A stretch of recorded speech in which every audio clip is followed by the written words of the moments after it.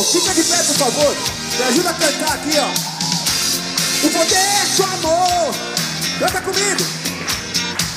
Você não desiste, vai até o fim. Não há nada com mais valor. Mas que incrível é o poder do amor. Deu pra aprender já, né? Canta agora comigo, por favor. O poder do amor.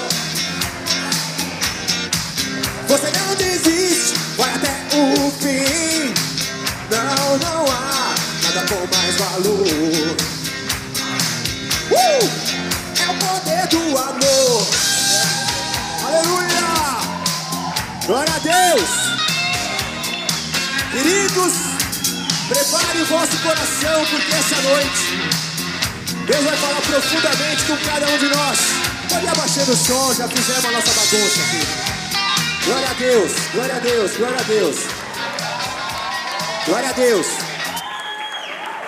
De volta para o Evangelho. Eu fiz o maior esforço para tentar ficar parecido com o rapazinho aqui. Põe a foto dele aí para ver. Ficou idêntico, né? Mas eu não achava ninguém que tinha um troço desse cor de tijolo. Aí minha esposa tinha esse. Eu falei, bom, vai esse aí. Aí quem que tem, porque ele usa no filme um óculos desse, né, espelhado e tal. Quem tem? Aí tudo era mulher que tinha, né? Aí minha esposa, isso, a Vivi me deu óculos, né? Então no lugar de ficar parecendo o cara de Volta pro Futuro, eu fiquei parecendo um integrante do Village People. Mas só valendo. Mas só valendo. Glória a Deus, deixa eu tirar aqui.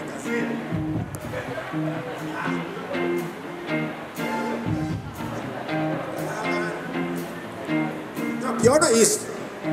Como eu sou careca, cadê aqui? O Wagner me arrumou uma peruca. Eu falei, velho, se eu colocar essa peruca, aí é que eu não vou ficar parecendo o cara do filme mesmo. Olha aí, ó. Imagina. Eu falei, eu com essa peruca pareço o Zacarias depois de 7 anos de fome no Egito, né? Não parece? Eu falei, então a peruca não vai rolar. Desisti da peruca. Mas tudo bem. Valeu a bagunça, né? Aleluia. Cadê a Vivi? Vivi, onde está você? Vivi. Deixa com ela aí mesmo. Vai lá, glória a Deus. Eu vou pôr o meu óculos para poder enxergar melhor vocês.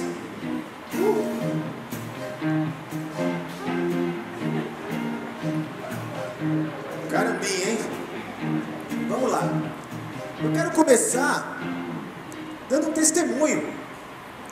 Será que o casal do testemunho está aí? Levanta a mão se vocês estiverem aí, que eu quero ver vocês. Cadê? Vocês não vieram? Se vocês não vieram, eu não vou dar o testemunho. Cadê vocês? Não vieram. Também não vou dar o testemunho. Ah, tá de brincadeira. Eles vieram na quinta-feira achando que eu ia dar o testemunho. Eu falei, não, volta no domingo. Vocês voltam? Voltamos. Vocês não estão aí, então? Então tem testemunho. Pronto. Não, vou falar rapidinho. Eu peguei um carro emprestado. Uma picapezinha, Saveiro. Não vou dizer de qual presbítero era. E, porque eu estou fazendo uma reforminha lá em casa, eu precisava pegar uns materiais de construção. E o lugar que eu escolhi para pegar foi a Sodimac. Aí a caminho da Sodimac, eu que não tenho costume de andar com dinheiro, porque o meu carro tem sem parar. E a Saveiro desse presbítero tem lá o sem parar no para-brisa, né? E quando eu estou quase chegando na praça, me ocorreu a possibilidade de que de repente eu não estivesse mais usando aquele sem parar, só tivesse colado no para-brisa. E aí eu ligo para ele e falo, vem cá, o seu sem parar tá em dia? Ele falou, não, esse aí é sem pagar, na verdade. Eu falei,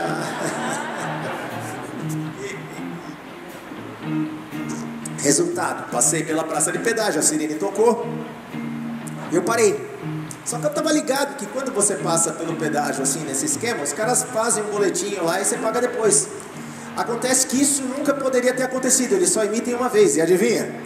Já tinha acontecido. Aí lascou. Mas não tão rápido, porque nós estamos falando do poder do amor. E aí veio uma moça falar comigo, me dizer que eu estava lascado. Ah, puxa vida, olha só a sua situação, né? Vai ser difícil, tipo, seu carro será guinchado, uma coisa do gênero. Eu falei, ai meu Deus do céu, e agora? Aí de repente Deus toca o meu coração, eu viro para ele e falo assim, de que igreja você é? Aí ele fala, nenhuma, sou ateia, satanista, vou te matar. Ela falou, sou do Bola de Neve. Eu falei,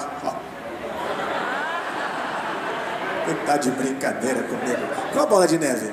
Da sede. Eu falei, nossa, será que é bom testemunho eu falar pra ela? Eu devo ou não devo? Eu falei, eu sou pastor do Bola de Neve de Cotinho. Sério? Ah, peraí, então, vamos dar um jeito nisso. Não, e ela já estava disposta a me ajudar antes mesmo de saber isso, tá? É por isso que eu perguntei de que igreja você é, agora que eu me lembrei. Eu vi que ela estava querendo me ajudar. Eu falei, cara, que moça boazinha, né? Beleza, ela foi, pagou o pedágio e me deu umas R$10 para quando eu voltasse, eu poder passar no pedágio. Eu falei, aleluia, cara. Glória a Deus. E lá fui eu para a Sodimac. Voltando da Sodimac, eu me lembrei que não tem só o pedágio para sair do Rodanel para entrar para o Carapicuíba. Tem o pedágio para sair da Castelo Branco e entrar no Rodanel. E esse custa R$4,20. Cheguei lá, passei, falei, ferrou. Porque boleto já não, só tem R$2. O que eu vou fazer? O negócio já tem boleto emitido. Imagina que Deus vai me trazer a bênção a segunda vez, né? Eu estou ali pensando, o que eu vou fazer? Aí eu comecei a explicar para o cara do guichê. Falei, velho, estou sem dinheiro e tal, pá. Ele falou, meu, quando acontece assim, você vai ter, se você já emitiu esse boleto, você vai ter que ligar, a mulher vai ligar na CCR e você vai ter que negociar por telefone. Eu falei, agora? Era tipo 10 horas da noite. Eu falei, alguém vai estar lá para negociar comigo por telefone? Eu falei, Aí eu falei, Jesus, então tá, parei, a moça veio, uma moça bem mal-humorada mesmo, que ela tipo assim, odeio você, odeio esse trabalho, odeio o planeta Terra, odeio tudo, odeio tudo que existe. Eu falei, meu Deus, agora lascou. Daqui a pouco a mulher volta com um papel, assim, escrevendo um negócio no papel. Eu falei, eu não sabia que os caras tinham autoridade para multar, será que já estão multando, né? Ela chegou e me deu o papel e falou assim, olha, o senhor precisa pagar isso aqui. Eu falei, não, mas já emitiu esse papel aqui. Ele falou, não, no sistema não consta nada.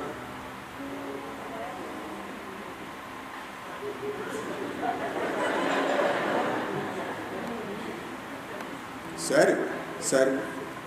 Eu falei, não, mas já foi emitido desse carro aqui. Sou sincero, honesto. Já foi. No sistema não consta nada. Depois eu vim a saber que, na verdade, isso funciona por pedágio. Então, aquele pedágio, quando o Éden passou lá, ele estava com grana. Ele pagou. Mas poderia não ter pago nesse também, afinal de contas, né? A capivara dele se estende por todos os cantos. Então, mas tinha pago. E eu pude passar. E espero que minha esposa, voltando do aniversário que ela foi, do médico que tem cuidado da minha, né, que nós somos, eu fui, fiquei 10 minutos e vim para cá pregar, ela está lá, porque, junto com a família. Eu espero que ela cumpra, porque ela disse que na volta ele iria passar lá e pagar, senão vem multa para você, viu, Éden? Então se prepara. Glória a Deus. Então esse é o testemunho, o poder do amor, a forma como ele se move. Essa música que nós brincamos aqui, no começo do culto, para quem não sabe, é uma música secular. É uma música de uma banda chamada Huey Lewis and the News. É o tema do filme Back to the Future, De Volta para o Futuro, que nós inventamos aqui o De Volta para o Evangelho. Por que eu decidi fazer uma paródia dessa música?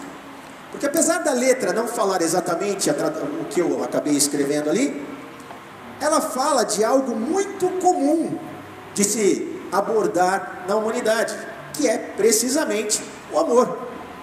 O amor, sem sombra de dúvida alguma, é o tema mais utilizado para música, para poesia, para filmes. De longe é o tema mais abordado. Ainda assim, mesmo a gente tendo toda essa gama, né, de poesias, filmes e músicas e todo tipo de arte exaltando o amor, ainda assim é muito difícil definir um conceito, explicar o significado do amor. A gente já sabe, mas eu vou repetir para vocês, para quem não sabe inclusive, e para quem esqueceu, que o amor, ele tem 4 tipos de manifestações diferentes. Existe o amor filéu, que é o amor de amigo. Existe o amor storge, que é o amor de família. Existe o amor eros, que é o amor sexual entre o homem e a mulher. E existe o amor ágape, que é o amor perfeito e impecável, é o amor que vem de Deus. Quando a gente pensa dessa forma ainda, que existe toda essa gama de variedades de manifestação de amor, a gente começa a entender um pouco por que é difícil definir o conceito do que é amor. A grande maioria das pessoas no planeta conhecem de perto Eros, que é o amor sexual, Filéu e com sorte Storge, né? Se tiver uma família relativamente equilibrada, conhece o amor familiar também. Então o amor fraternal, familiar e erótico. Mas o amor ágape é um amor que está guardado para aqueles que andam com Deus, que vivem com Deus, que têm uma intimidade com Deus, que buscam a presença de Deus, reconhecem que Ele existe e respeitam não só a sua existência, como a sua vontade, porque Ele, enquanto um ser inteligente, obviamente Ele tem uma vontade. O apóstolo Paulo, na famosa passagem do primeiro livro, a igreja de Corinto, no capítulo 13, deixou registrado uma descrição do que ele entendia ser o amor. E ele começa contextualizando de uma forma a realmente colocar o amor num patamar acima de qualquer outro dom, de qualquer outro tipo de sentimento que nós possamos experimentar. Então ele aborda da seguinte maneira, e se você quiser você pode abrir também 1 Coríntios 13 a partir do versículo 1.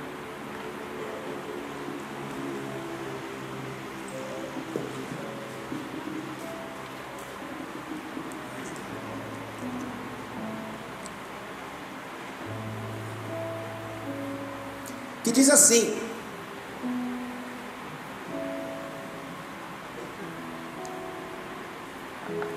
ainda que eu falasse as línguas dos homens e dos anjos e não tivesse amor, seria como o metal que soa ou como o sino que tine. E ainda que tivesse o dom de profecia e conhecesse todos os mistérios e toda a ciência, e ainda que tivesse toda a fé de maneira tal que transportasse os montes e não tivesse amor, nada seria. E ainda que distribuísse toda a minha fortuna para sustento dos pobres, e ainda que entregasse o meu corpo para ser queimado, e não tivesse amor, nada disso me aproveitaria. A forma dramática como Paulo faz essa introdução, mostra o quanto o amor pode e acaba estando descolado de qualquer uma dessas atitudes, dessas manifestações que o ser humano possa mostrar. Eu conheço um monte de ateus, pessoas que simplesmente ignoram a existência de Deus, têm certeza absoluta que Deus não existe, e que cumprem ou preenchem todos esses quesitos. Pessoas que são realmente educadas, bondosas, carinhosas, ajudam o próximo, muitas vezes se entregam, né, numa guerra ou para salvar alguém num incêndio e tal, e tem um nível, né, de moral e de ética excepcional, muito melhor do que a grande maioria dos cristãos, muito provavelmente. Porém, o amor do qual Paulo está falando aqui, não é nem Eros, nem Filéu, nem Storge. Ele está falando de ágape. Se eu não tiver a presença de Deus, o amor de Deus, Deus em mim, nada disso vai se aproveitar. Aí a coisa começa a caminhar para a descrição do melhor que Paulo pôde descrever de como é o amor. Versículo 4 de 1 Coríntios 13: o amor é sofredor. A entrada é essa já. O amor, a principal, a primeira característica do amor é ser sofredor. O que é ser sofredor? Estar disposto a ser prejudicado para que algo não seja destruído, como por exemplo um casamento. O exemplo mais clássico: seu marido te traiu, sua esposa te traiu. No lugar de você, tomando posse da legalidade que uma traição proporciona para que você justificadamente possa se separar, você sofre aquele dolo, aquela tristeza, aquela dor terrível, mas não desiste, né? Vocês viram a musiquinha? O poder do amor, esqueci a letra já. O poder do amor era o que mesmo? O poder do amor funciona assim: você não desiste e vai até o fim. Não existe desistência no amor. O amor é benigno, o amor não é invejoso, o amor não trata com leviandade, não se ensoberbece, não se porta com indecência. Olha que coisa louca, como você começa a perceber que esse amor do qual ele está falando é o amor de Deus. É o amor de Deus. Não busca os seus interesses, não se irrita, não suspeita o mal, não folga com a injustiça, mas folga com a verdade. Tudo sofre, tudo crê, tudo espera, tudo suporta. E aí o versículo 8, que fecha essa descrição: o amor nunca falha. Em algumas versões, o amor nunca acaba, nunca morre, não se extingue. Mas havendo profecias, serão aniquiladas, havendo línguas, cessarão, havendo ciência, desaparecerá, porque em parte conhecemos e em parte profetizamos, mas quando vier o que é perfeito, então o que é em parte será aniquilado. Quando eu era menino, falava como menino, sentia como menino, discorria como menino, mas logo que cheguei a ser homem, acabei com as coisas de menino, porque agora vemos por espelho, em enigma, mas então veremos face a face. Agora conheço em parte, mas então conhecerei como também sou conhecido. Agora, pois, permanecem a fé, a esperança e o amor, estes três, mas o maior destes é o amor. Nada é maior que o amor. Nada é maior que o amor. E nós vemos aqui um esforço incrível de Paulo falar: não se confunda. Amor, esse amor que vem de Deus, essa essência de Deus, está acima de tudo. O amor rege o universo. É a ética suprema do amor que estabeleceu o funcionamento do universo. E a ética nada mais é do que esse conjunto de regras, de preceitos, que dão valor para atitudes, para ações. É aquele conjunto de preceitos morais. E a declaração, ali no comecinho do versículo 8, que é o amor nunca falha, dá essa pista da magnitude do amor. Porque se ele nunca falha, não é que ele não, na maioria das vezes ele não falha. Se ele nunca falha, é porque ele é implacavelmente perfeito. Vocês estão me acompanhando ou não? Se ele é perfeito, ele não é nem corrupto e nem corruptível. Não tem como esse amor se corromper. Se ele não é corrupto e nem corruptível, ele não se degrada, ele não se extingue. E se ele não se degrada e nem se extingue, significa que estamos falando de algo que é eterno. Vocês estão entendendo? Eterno. E aí vem a seguinte questão: qual ser no universo é capaz de manifestar um dom perfeito e imortal? Só um ser igualmente perfeito e imortal. Não tem como não ser assim. Se o amor é perfeito, ou ele vem, ou faz parte de Deus. Em 1 João 4,8 está escrito o seguinte: aquele que não ama não conhece a Deus, porque Deus é amor. Deus é amor. E como que uma declaração dessa não gera um nó na cabeça de alguém que tem um pingo de capacidade de raciocinar? Se Deus é amor, logo esse amor é incompreensível para nós.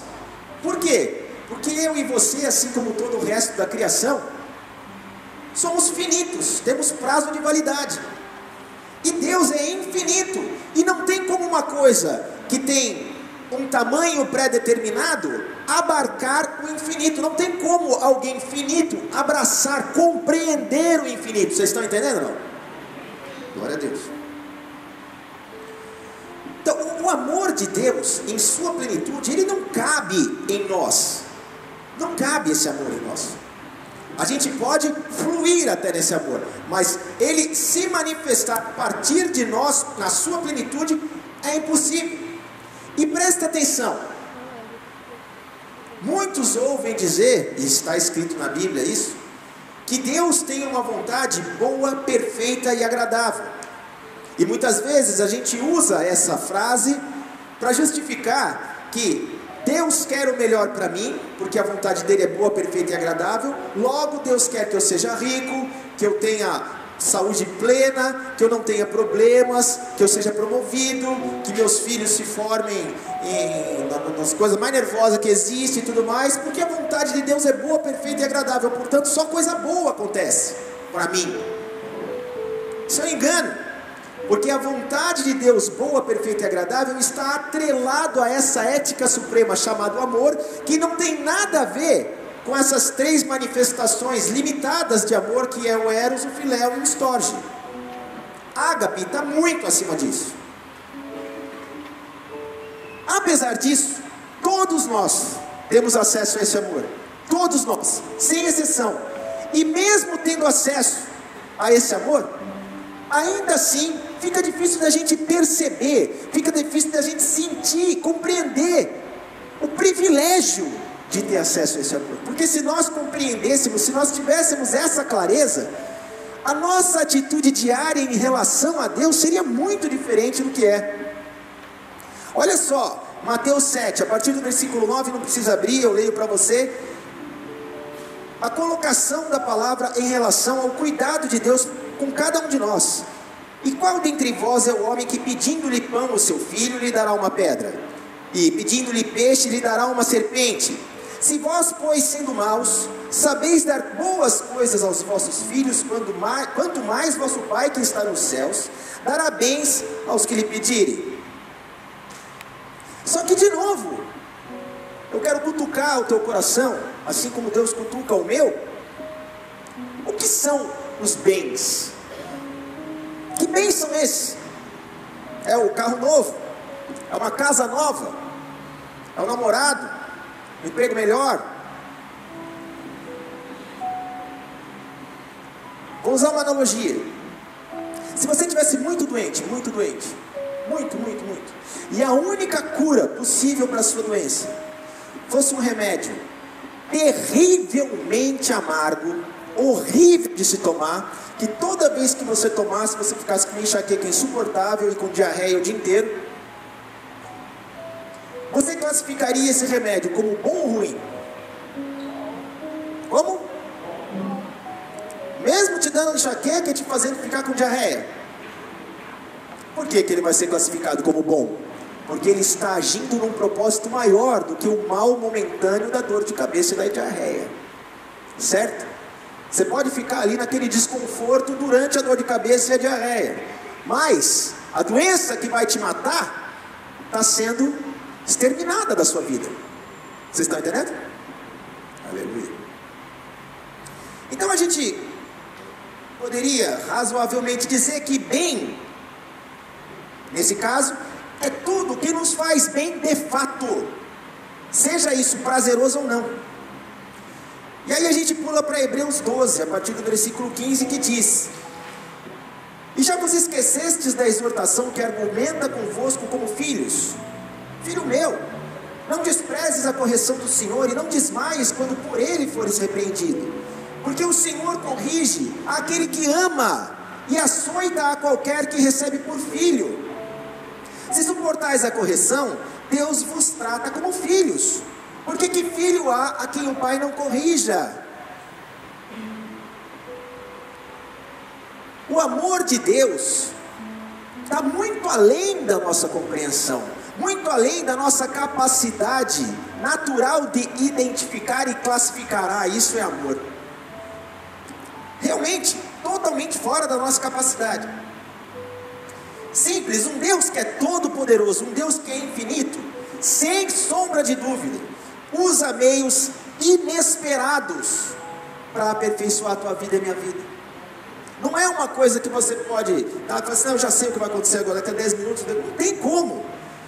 Deus age de uma forma incompreensível, porque Ele é incompreensível por ser eterno. Ele pode tudo, tudo está ao alcance de Deus, tudo, sem exceção. Como é triste eu estar já um pouco mais adiantado em idade, então muitas vezes eu quero usar um exemplo e meia dúzia de pessoas conhecem. Mas quem aqui conhece o MacGyver? Levanta a mão. Então, não é tão pouco, mas é pouco, vai. Queria que todos conhecessem o MacGyver, meu amigo. O MacGyver era um seriado, acho que no começo da década de 90, né? Qual é que era desse cara? Esse cara era um camarada que sabia de tudo, ele era quase onisciente, né, cara? Ele era uma coisa fora do normal. Então assim, eu acho que ele era meio que um agente especial dos Estados Unidos que lutava contra o mal, mas ele não usava armas, ele não usava arma em hipótese alguma. Ele era contra armas. Como que ele fazia? Ele se virava com o que tinha à mão. Então tinha cenas assim no seriado, que ele era preso numa sala vazia. Só faltava os caras virem, tipo assim, cimentar as portas, a janela e não ter nada dentro. Aí o cara fica ali sozinho lá dentro e fala assim, agora? Ele olha pro teto e tem uma lâmpada. Eu falo, uma lâmpada. Aí ele olha pro chão e vê uma formiga. Lâmpada e formiga. Aí ele olha pro tênis, meu cadarço. Cara, ele ordenhava a formiga, tirava o leite da formiga, né? Pegava a lâmpada, quebrava a lâmpada, e com o leite da formiga, o pó da lâmpada e um cadarço, ele fazia uma explosão subatômica, explodia tudo e ele saía ileso. Porque ele tinha um conhecimento tão fora do comum, de como funcionavam os elementos naturais e como fazer o que com o que era uma coisa assim, você ficava assim, nossa, esse cara é muito inteligente, eu sou muito burro, cara. Bom, Deus é um super, ultra, hiper MacGyver. Porque Deus age com o que tem à mão. Ele olha e fala, uma luta na sua vida, está com dificuldade no emprego, você é tanga frouxa, e sua mulher manda em você. Vamos lá, vou usar isso aqui então. Tanga frouxa, mulher que manda em você, luta no trabalho, vamos pegar isso aqui, pau, fazer uma bomba com isso aqui agora. É agora que o bicho vai pegar. Deus usa de tudo. Usa pessoas, usa bichos, lugares, coisas, conquistas, perdas, circunstâncias, etc, etc, etc. Tudo para que os seus filhos recebam o bem que de fato necessitam. Não aquele que a gente imagina que seria bom, mas que de fato necessitam. Então, confira comigo no replay, Jeremias 29:11, que diz o seguinte, não precisa abrir. Porque eu bem sei, isso é o próprio Deus falando, porque eu bem sei os pensamentos que penso de vós, diz o Senhor, pensamentos de paz e não de mal, para vos dar o fim que esperais. Então, Deus falou assim, eu sei que no fundo, no fundo, no fundo, o que vocês desejam, é o que eu programei vocês para desejar, é a vida eterna, é isso que vocês desejam. O fim que vocês esperam, esse lance que vocês querem sentir, nessa terra é impossível você sentir todo desse negócio, é impossível, mas eu sei o que vocês querem, eu sei o que vocês precisam, eu sei o que vocês esperam. Então eu ajo para construir em você a condição necessária para que você chegue lá. Isaías 55, versículo 8. E aí Deus mostra a diferença entre a forma como Ele vê, a forma como Ele pensa com a nossa. E Ele declara, porque os meus pensamentos não são os vossos pensamentos, nem os vossos caminhos os meus caminhos, diz o Senhor. Porque assim como os céus são mais altos do que a terra, assim são os meus caminhos mais altos do que os vossos caminhos, e os meus pensamentos mais altos do que os vossos pensamentos. E aí, isso me leva, e eu creio que você vai ter que me acompanhar nesta viagem, à seguinte reflexão. Quem frequenta o Bola de Neve sabe que no final do culto, pelo menos nessa igreja, eu creio que na sede ainda é assim, e eu repito aqui porque eu vi durante toda a minha permanência na sede isso ser feito dessa forma. Toco meu coração, então eu reproduzo, não sou obrigado a fazê-lo, não preciso orar o Pai Nosso no final, não preciso fazer nada. Bola de Neve não tem essa paranoia, né?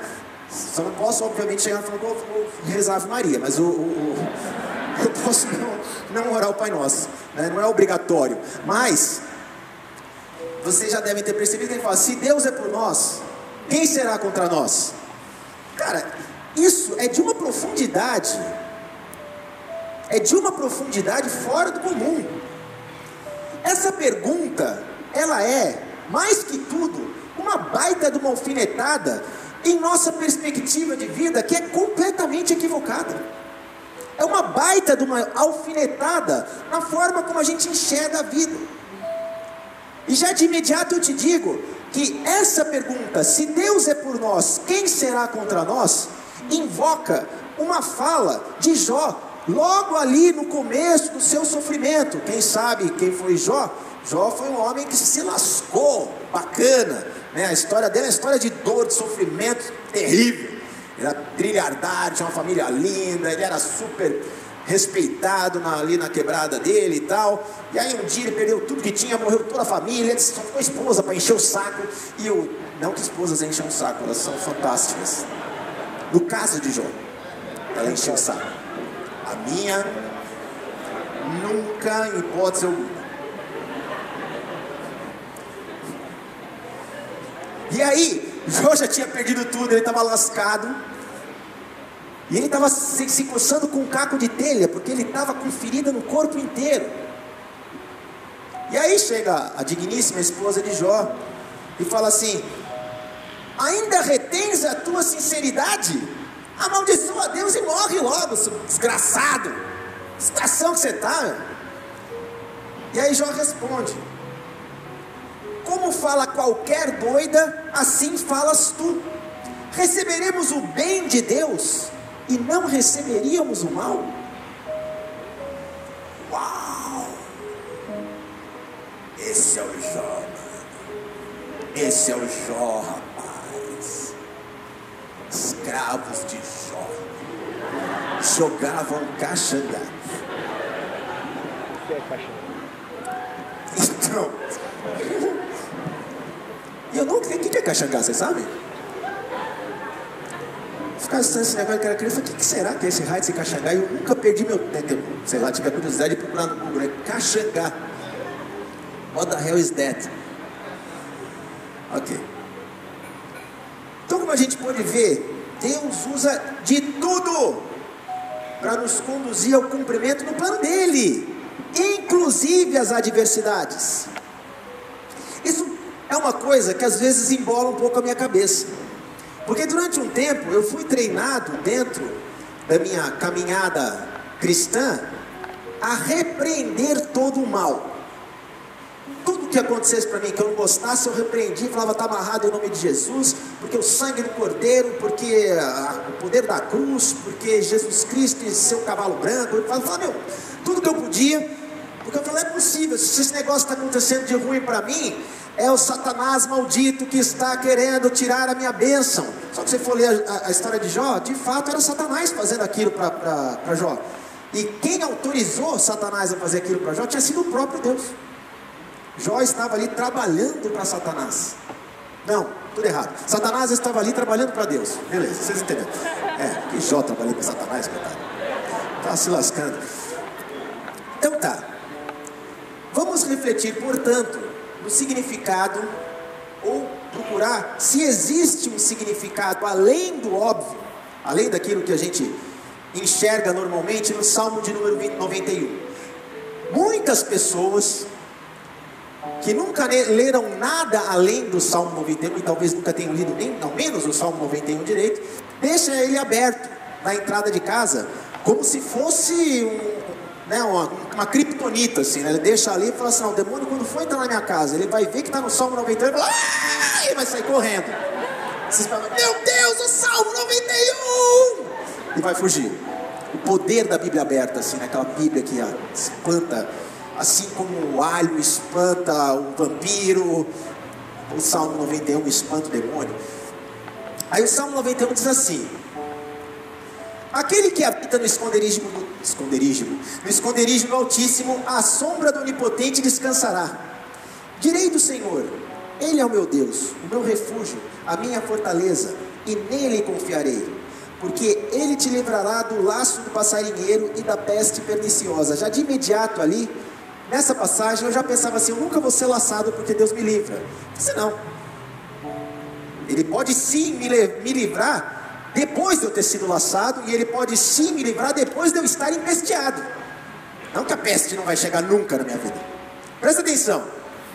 Ele te cobrirá com as suas penas e debaixo das suas asas estarás seguros, e a sua verdade é escudo e broquel.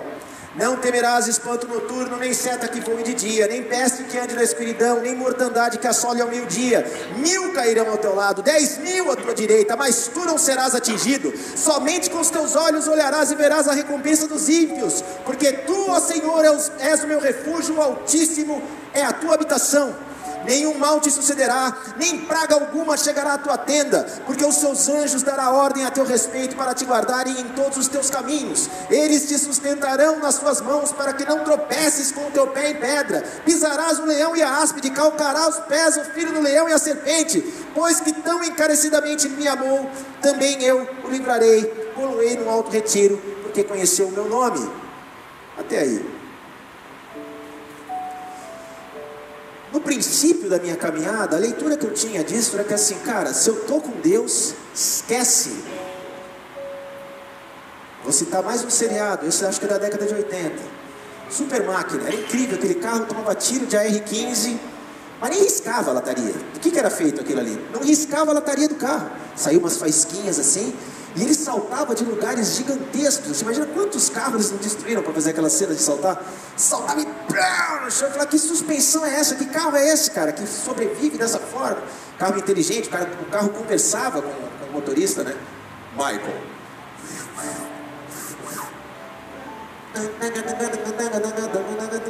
Vocês não lembram disso, né?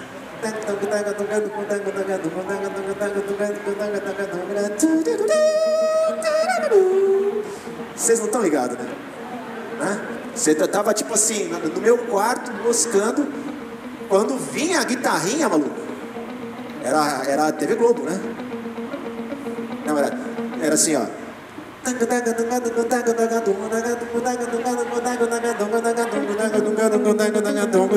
Tinha essa nota meio estranha assim. Você já, opa, peraí. Já vinha a Super Máquina andando na estrada assim.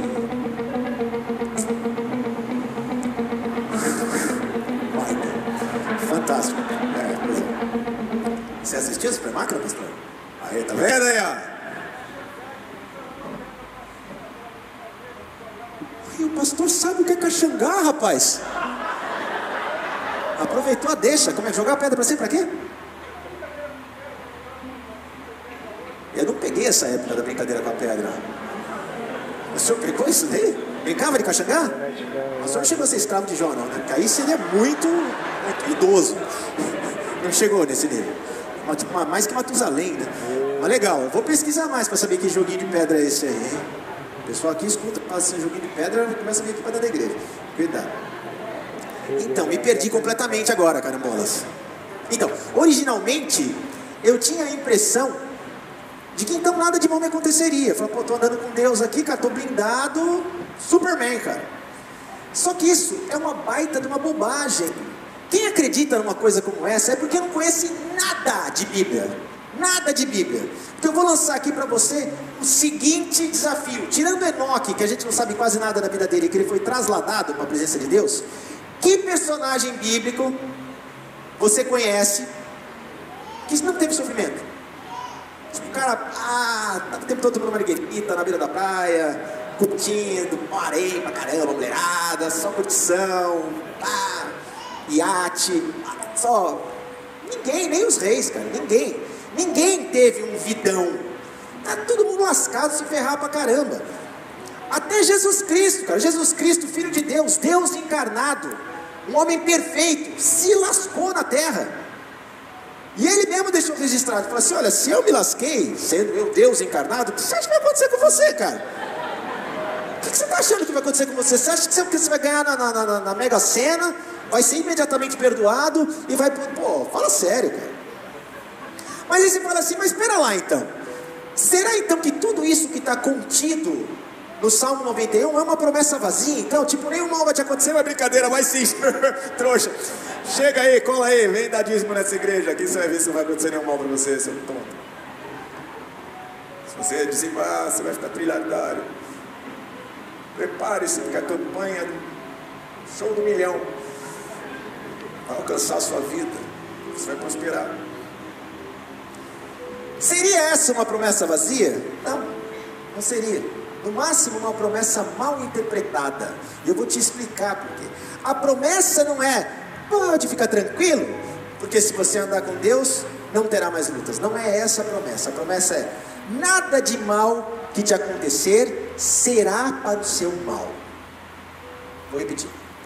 Nada de mal que te acontecer será para o seu mal quando você anda com Deus.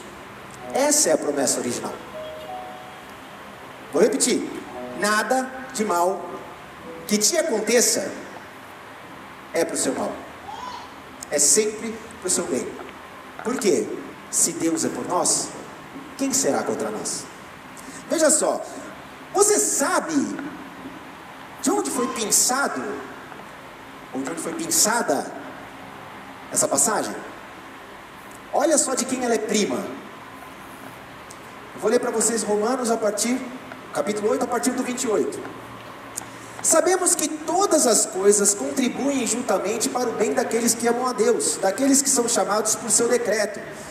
Porque os que dantes conheceu, também os predestinou, para serem conformes à imagem de seu Filho, a fim de que ele seja o primogênito entre muitos irmãos. E aos que predestinou, a esses também chamou. E aos que chamou, a esses também justificou. E aos que justificou, a estes também glorificou. Que diremos, pois, a estas coisas? Se Deus é por nós, quem será contra nós?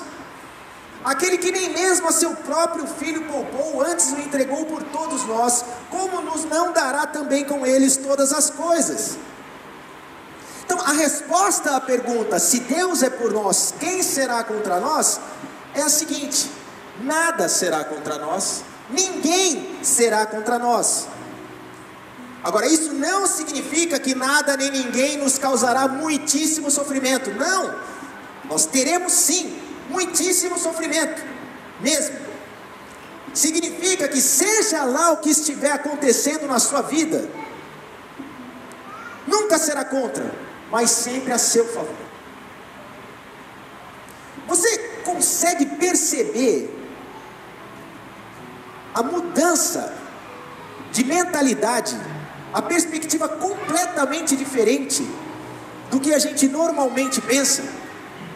Quando você pensa desse jeito, você consegue se imaginar uma luta começando para você, você repreendendo a luta, falando: em nome de Jesus, pode parar a luta maldita, porque o Senhor tem o melhor para mim. Quem foi que disse que essa luta não é o melhor de Deus para você?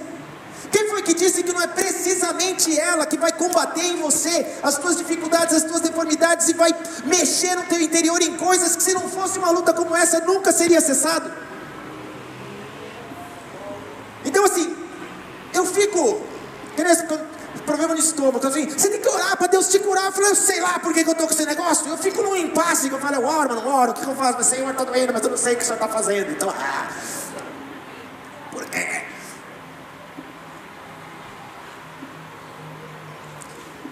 Então vamos lá. Olha só. Tá bom. Já que a gente está em clima de cinema, de volta para o Evangelho, está ainda o nosso de volta para o Evangelho? Coloca ele de volta aí, para o Evangelho. Olha lá. Michael J. Fox, coitado, esse ator era tão bom, hein? O cara ficou com, como é que chama? Mal de Parkinson, né?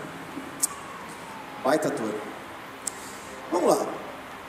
Eu quero aproveitar o nosso clima de cinema para refletir aqui sobre uma analogia. Vou propor uma analogia para vocês.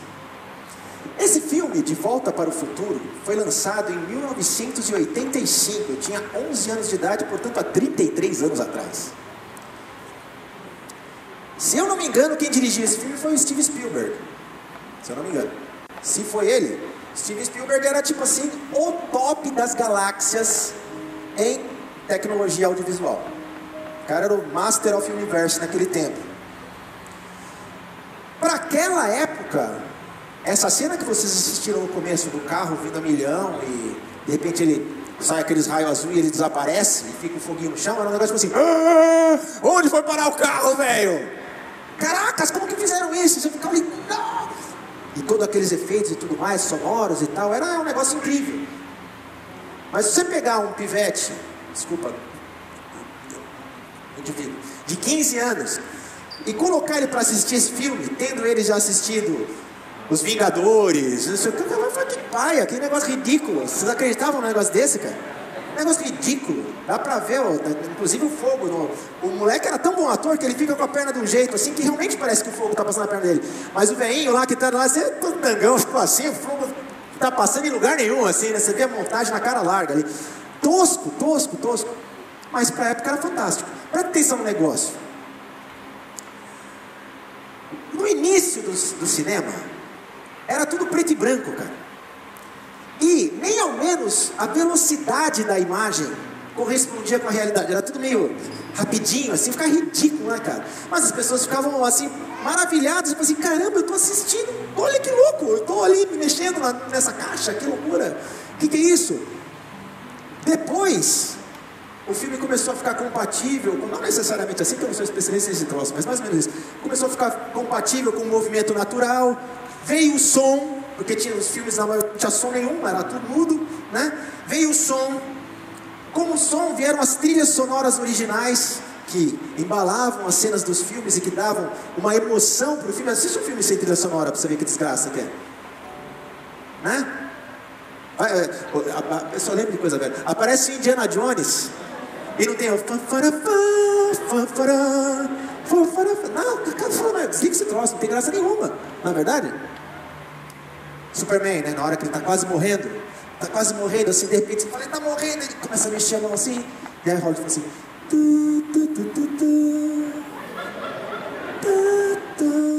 o cara levanta assim,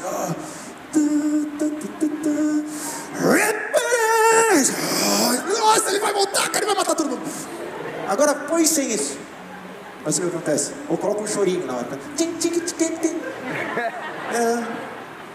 Pois é, Superman tá morrendo no chão. Esse cara fala, nossa, você tá de brincadeira. Como a música é importante, não faz a diferença no filme? Pelo amor de Deus, né? Então vieram trilhas sonoras, efeitos sonoros, né?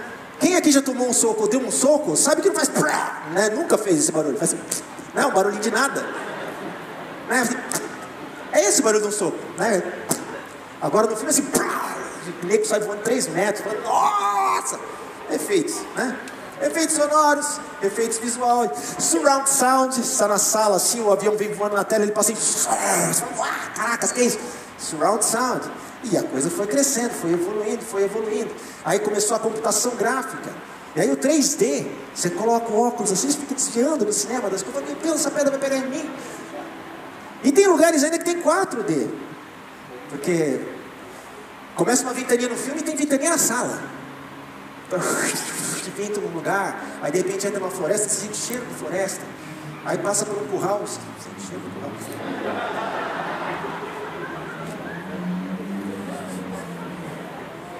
4D. Mas olha só, por mais convincente que seja um filme, você sabe, eu sei, mesmo que você esteja chorando assim, morrendo de chorar naquele filme super dramático, daquela criancinha, daquele cachorro que perdeu o dono e fica lá esperando para voltar, né? Você chora de se derreter, lá no teu coração você sabe que todo esse sofrimento vai durar 2 horas, no máximo. Você sabe disso, fala que são 2 horas aqui de choro, depois a vida continua. Que vida continua? A vida real. Você sabe que aquilo não é real, cara. Pode ter sido real para alguém, mas você está tendo ali uma amostra, um recorte minúsculo daquela história, e você se envolve bem pouquinho, e é isso aí, valeu. Tá valendo. Mas não é a vida real. O que a gente chama de vida real é o dia a dia, cara. O dia a dia é a vida real. Com todos os dramas, com todas as dificuldades, com todo aquele conjunto maluco de situações que acontecem no meu dia a dia. Um filme, por mais que ele seja gigantesco, mas você pega lá Harry Potter, e Caldeirão Dourado, depois Harry Potter e a colher de ouro, Harry Potter e a espada que se flameja, sei lá, e tem aquele monte de Harry Potter e o tesouro. Se você juntar todos os Harry Potters para assistir, você não vai perder 24 horas para assistir o Harry Potter. Você assiste tudo, sei lá, 8 horas, 10 horas, sei lá, 12. Eu nunca assisti nenhum Harry Potter, graças a Deus, é ridículo, aquilo quem gosta me perdoa. Harry Potter não dá. Mas a gente sabe que é só uma fantasia. Me parece, se eu não estou enganado, que a perspectiva de vida de uma pessoa no Brasil é em torno de 65 anos. Que filme que dura 65 anos? Você se imagina assistindo um filme de 65 anos, sentado na cadeira assistindo um filme? Não, o filme que dura 65 anos é a tua vida, certo? Então, isso é a vida real. E aí é que está a sacada que eu quero colocar aqui para você, para a gente ponderar. Será mesmo que isso que a gente está presenciando no nosso dia a dia é de fato a vida real? E por que eu estou te falando isso?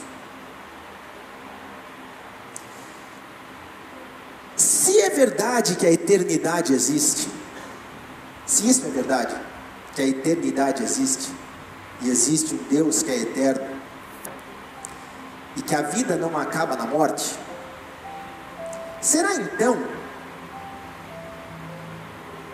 já que não tem como a gente reproduzir no nosso dia a dia o que é a eternidade, assim como um filme não tem como reproduzir o que de fato é uma vida real, vocês estão entendendo?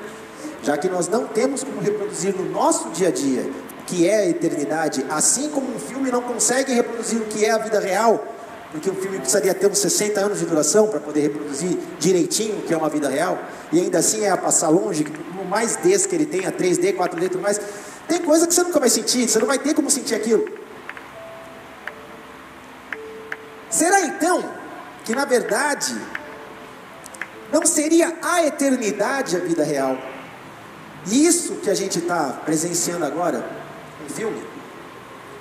um filme produzido não por um diretor hollywoodiano, mas pelo diretor dos diretores, aquele que rege o universo.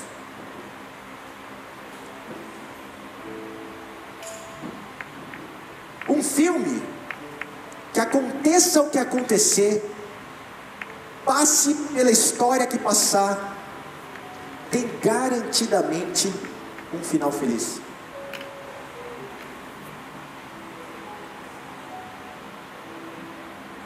Estamos acabando aqui. Em 2 Coríntios, capítulo 4, versículo 16 até o 18, está escrito assim: é por isso que nós não desfalecemos, mas ainda que o nosso homem exterior se corrompa, o interior, quer dizer, o nosso espírito, se renova de dia em dia, porque a nossa leve e momentânea tribulação produz para nós um peso eterno de glória muito excelente. E pensando essa declaração da leve e momentânea tribulação, quando eu vejo Paulo descrevendo uma vida inteira como uma leve e momentânea tribulação, me parece que ele está falando de um filme, de um breve acontecimento, como sentar na sala de cinema, assistir 2 horas de filme e depois continuar vivendo a sua vida de 80 anos. Pois a nossa vida, por mais longa que seja, por mais que você viva 110 anos, o que é 110 na eternidade? O que são 110 anos? Não vou nem falar eternidade. O que são 110 anos num período de 1 quadrilhão de anos? Se daquela parede até aquela outra parede correspondência a 1 quadrilhão de anos, o que seria 110 nessa escala? Nós precisaríamos de um microscópio para enxergar 110. 110 anos. Quantidade de anos que nem eu e nem você vai viver em nome de Jesus Cristo, porque ninguém merece viver 110 anos.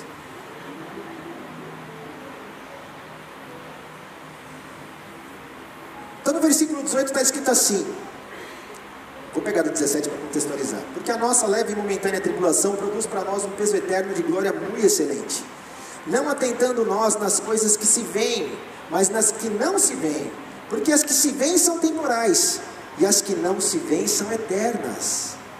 Então veja só, o poder do amor, que foi o nosso tema inicial aqui, é justamente o poder de Deus, que vai nos levar para a vida eterna, nos sustentando através de todo tipo de experiência que nós passarmos, porque quando Deus é por mim, nada pode ser contra, tudo está acontecendo a meu favor, e o que precisa acontecer para que isso se torne o motor da minha permanência nessa vida, é acreditar que isso é verdade, é acreditar que isso não é balela, é acreditar que isso não é um conceito, não é uma filosofia, mas de fato é o que é.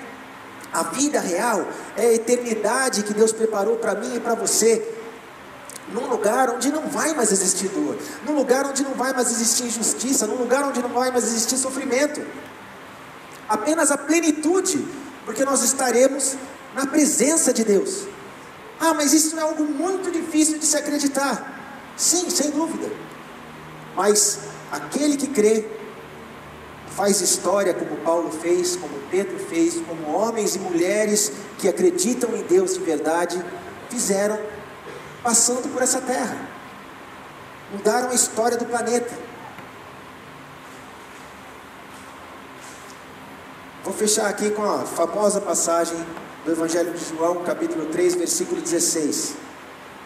Porque Deus amou o mundo de tal maneira, quer dizer, o poder do amor de Deus abraçou o mundo de tal maneira que o compeliu a dar o seu Filho unigênito para que todo aquele que crê em Jesus, que é o Filho unigênito de Deus, não pereça, mas tenha a vida eterna.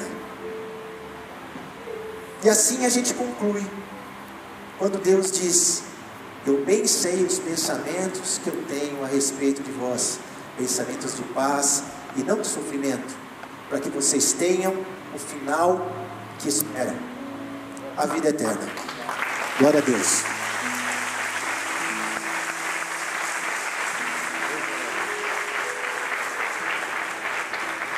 Curva a tua cabeça e feche os teus olhos, por favor.